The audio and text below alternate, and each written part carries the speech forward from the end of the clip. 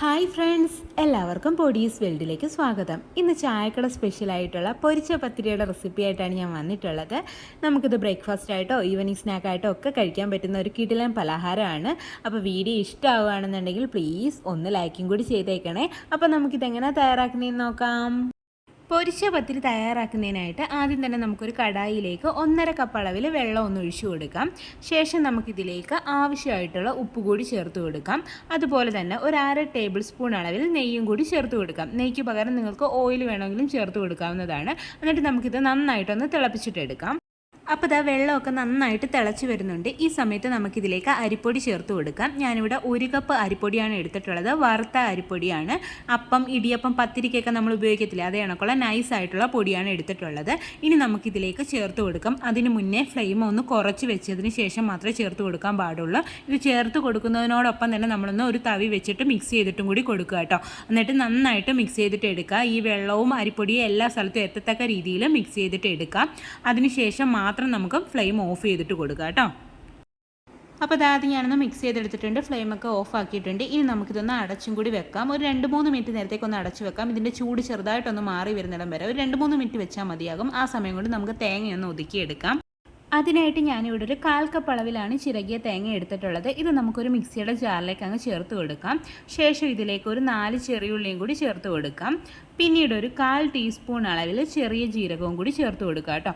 എന്നിട്ട് ഇത് നമുക്കൊന്ന് ഒതുക്കിയെടുത്തിട്ട് വരാം. ഒന്ന് ക്രഷ് ചെയ്തെടുത്താൽ മതി, ഒരുപാട് അങ്ങ് അരഞ്ഞു പോകേണ്ട ആവശ്യമില്ല. ഇപ്പം നിങ്ങൾക്ക് ഇതിനകത്ത് വെളുത്തുള്ളി ഇടാൻ ഇഷ്ടമുള്ളവരാണെങ്കിൽ വെളുത്തുള്ളി ചേർത്ത് കൊടുക്കാവുന്നതാണ് കേട്ടോ. ഞാൻ ഇതിനകത്ത് ചേർത്ത് കൊടുക്കുന്നില്ല. അപ്പം നമുക്കിതൊന്ന് ഒതുക്കിയെടുത്തിട്ട് വരാം. അപ്പോൾ ഇതാ തേങ്ങയൊന്ന് ക്രഷ് ചെയ്തെടുത്തിട്ടുണ്ട്. ഈ ഒരു രീതിക്കാണ് ഞാനൊന്ന് ചതച്ചെടുത്തിട്ടുള്ളത്.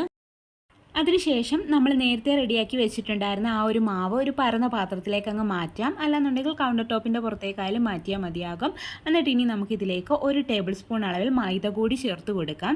എന്നിട്ട് നന്നായിട്ട് നമുക്കിതങ്ങ് കുഴച്ചിട്ടെടുക്കണം. ഇപ്പോൾ അത്യാവശ്യം ചൂടും കാര്യങ്ങളും ഒക്കെ ഉണ്ട്. അപ്പോൾ നമ്മൾ കുഴയ്ക്കുമ്പോൾ നമ്മുടെ കൈയൊക്കെ ചെറുതായിട്ട് പൊള്ളിയൊക്കെ ചെയ്യും. അങ്ങനെയാണെന്നുണ്ടെങ്കിൽ തണുത്ത വെള്ളത്തിൽ ചെറുതായിട്ടൊന്ന് മുക്കി ഡിപ്പ് ചെയ്തതിന് ശേഷം വീണ്ടും കുഴച്ചിട്ടെടുക്കുക. വീണ്ടും കൈ പൊള്ളുമ്പോൾ വീണ്ടും ഒന്ന് തണുത്ത വെള്ളത്തിൽ മുക്കിയിട്ട് പിന്നെയും കുഴച്ചിട്ടെടുക്കുക. നല്ല സ്മൂത്താക്കി കുഴച്ചിട്ടെടുക്കാൻ വേണ്ടിയിട്ട് ശ്രദ്ധിക്കണം. സ്മൂത്തായിട്ട് കുഴച്ചില്ലെന്നുണ്ടെങ്കിൽ നമ്മുടെ പത്തിരി ശരിയായിട്ട് വരത്തില്ല. അപ്പോൾ നല്ല സ്മൂത്താക്കി നമുക്കങ്ങ് കുഴച്ചിട്ടെടുക്കാം. അപ്പോൾ ഇതാ മാവ് ഞാൻ ഒരുവിധം ഒന്ന് കുഴച്ചെടുത്തിട്ടുണ്ട്. ഇനി നമുക്കിതിലേക്ക് നമ്മൾ നേരത്തെ റെഡിയാക്കി വെച്ചിട്ടുണ്ടായിരുന്ന ആ തേങ്ങയുടെ മിക്സ് കൂടി ചേർത്ത് കൊടുക്കാം. ശേഷം ഇതിലേക്ക് 1 ടീസ്പൂൺ അളവിൽ കറുത്ത എള്ള് കൂടി ചേർത്ത് കൊടുക്കാം. എള്ളിന് പകരം കരിഞ്ചീരകം ചേർത്ത് കൊടുക്കുക കേട്ടോ. എന്നിട്ട് ഇത് നന്നായിട്ട് മിക്സ് ചെയ്തിട്ട് നമുക്കൊന്നും കൂടി കുഴച്ചിട്ടെടുക്കാം. നല്ല സ്മൂത്താക്കി ഇനി ഒന്നും കൂടി നമുക്ക് നല്ലതുപോലെ കുഴച്ചിട്ടെടുക്കാം. അപ്പോൾ ഇതാ നമ്മുടെ പത്തിരിയുടെ മാവ് ഞാൻ നല്ലതുപോലെ കുഴച്ചെടുത്തിട്ടുണ്ട്. ഏകദേശം ഒരു 5-6 മിനിറ്റോളം ഞാൻ നന്നായിട്ട് കുഴച്ചെടുത്തിട്ടുണ്ട്. ഇനി നമുക്കിതൊന്ന് പരത്തിയെടുക്കാം. അപ്പോൾ ഇതാ ഈ ഒരു പാത്രത്തിൽ തന്നെ വെച്ചിട്ടാണ് ഞാനൊന്ന് പരത്തിയെടുക്കുന്നത്.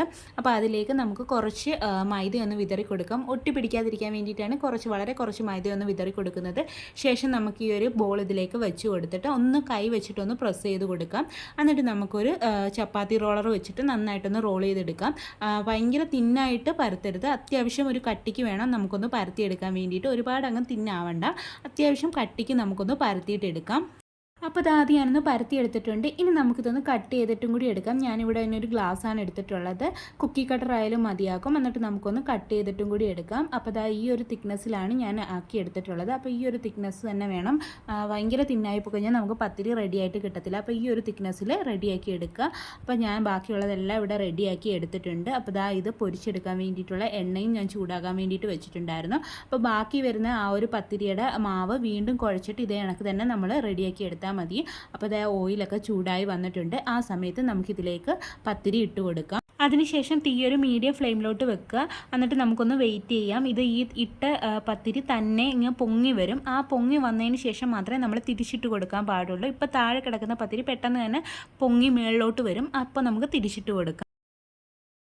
അപ്പോൾ ഇതാ നമ്മുടെ പത്തിരിയൊക്കെ പൊങ്ങി മുകളിലോട്ട് വന്നിട്ടുണ്ട്. ഇനി നമുക്കിത് തിരിച്ചിട്ട് കൊടുക്കാം. അങ്ങനെ തിരിച്ച് മറിച്ച് ഇട്ടിട്ട് നമുക്കിതങ്ങ് കുക്ക് ചെയ്തിട്ട് എടുക്കാം. ഹൈ ഫ്ലെയിമിൽ വെക്കരുത്. ഹൈ ഫ്ലെയിമിൽ വെച്ച് കഴിഞ്ഞാൽ പെട്ടെന്ന് ഇതിൻ്റെ കളർ അങ്ങ് മാറും, പക്ഷേ ഉള്ളു വേഗില്ല. അതുകൊണ്ട് ഒരു മീഡിയം ഫ്ലെയിമിൽ വെച്ചിട്ട് തന്നെ നമ്മൾ റെഡിയാക്കി എടുക്കാൻ വേണ്ടിയിട്ട് നോക്കുക. നല്ലൊരു കളർ ആകുമ്പോഴത്തേക്കും നമുക്കിത് കോരി മാറ്റാവുന്നതാണ്. അപ്പോൾ അതാ നമ്മുടെ ചായക്കട സ്പെഷ്യലായിട്ടുള്ള പൊരിച്ച പത്തിരിയൊക്കെ ഇവിടെ റെഡിയായി വന്നിട്ടുണ്ട്. നന്നായിട്ട് കുക്കായി വന്നിട്ടുണ്ട്. നല്ലൊരു കളറും ഒക്കെ ആയി വന്നിട്ടുണ്ട്. ഇപ്പം നമ്മൾ കോരി മാറ്റിയാലും ഇതിരിക്കുമ്പോൾ കുറച്ചുകൂടി കളറ് വരും.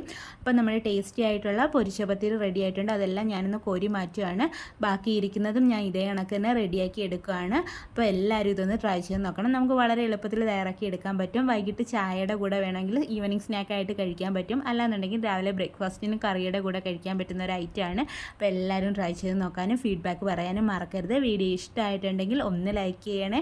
ആദ്യമായിട്ട് ചാനൽ കാണുന്ന കൂട്ടുകാരൊക്കെ ഉണ്ടെങ്കിൽ പ്ലീസ് ഒന്ന് സബ്സ്ക്രൈബ് ചെയ്ത് സപ്പോർട്ടും കൂടി ചെയ്യണേ. വീണ്ടും നല്ലൊരു വീഡിയോ ആയിട്ട് വരാം. Thanks for watching.